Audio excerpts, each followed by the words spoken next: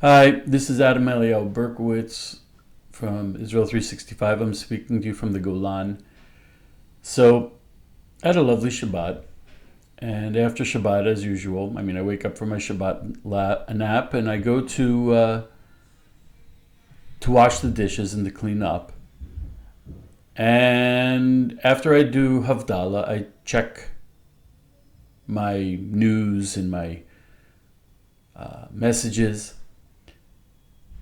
And I was horrified to find that 7 precious Jews were murdered on Friday night in front of a synagogue in Jerusalem. And 3 more were wounded. There was another shooting Saturday morning, also in Jerusalem. And it was carried out by a 13-year-old boy. The Palestinian Authority gave a pistol to a 13-year-old boy in order to murder Jews. And there's been a lot said about young boys being killed by the IDF. Well, when you're faced with pure evil that does something like this, gives a handgun to a 13-year-old boy and sends him out to murder Jews, what are you going to do? And I hate to make this political, but it is political. First of all, the representation by the media, as usual, is horrifying.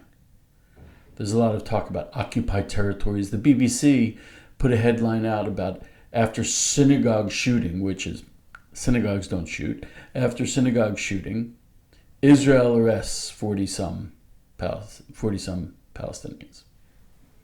Excuse me? That's the news? That's what's important? How dare we arrest people?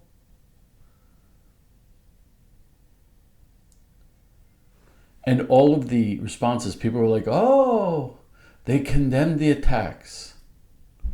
The EU, the UN, the US, Russia, Germany, all condemned the attacks and then urged Israel to show restraint.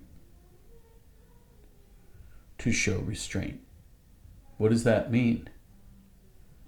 Not to arrest the people who did this? A lot of people condemned the attacks. No one condemned the attackers. No one condemned the ideology that drives this, just like condemning Nazi soldiers, but saying Nazism is okay and we really should support it. And I don't lightly take that example, but Friday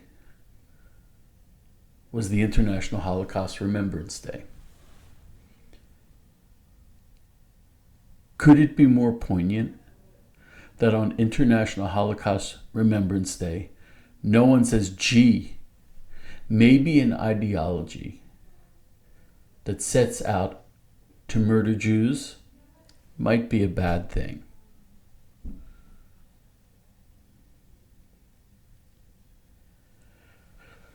So, of course, the first response should be to mourn. The first response should be to care for our precious people.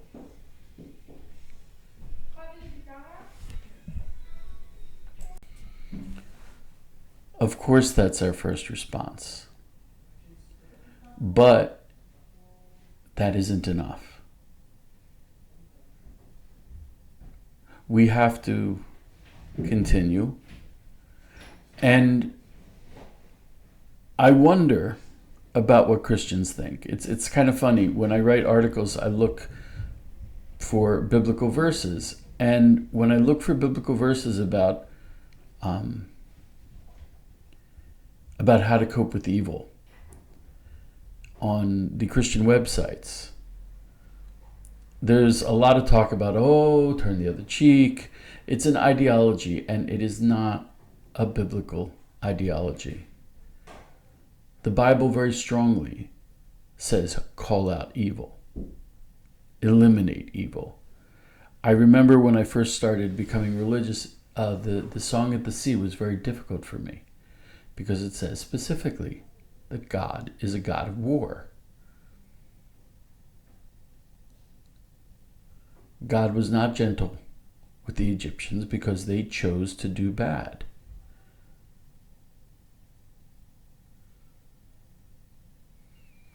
And it's funny, people say, it's not black or white, and both sides. No, it really is black and white.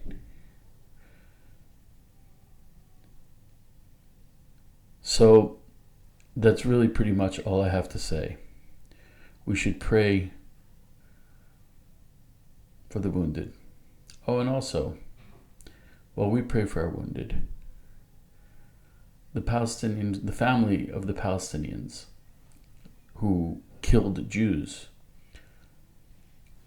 now are getting paid by the Palestinian Authority for life, a very nice salary. And that is funded by Joe Biden opening up funding to the Palestinians again in direct contravention of the Taylor Force Act. These are American tax dollars going to pay these Palestinians who just murdered Jews. So yeah, it really is black and white. Anyway, yeah, it's a rough thing to come out of Shabbos into. Be blessed, y'all.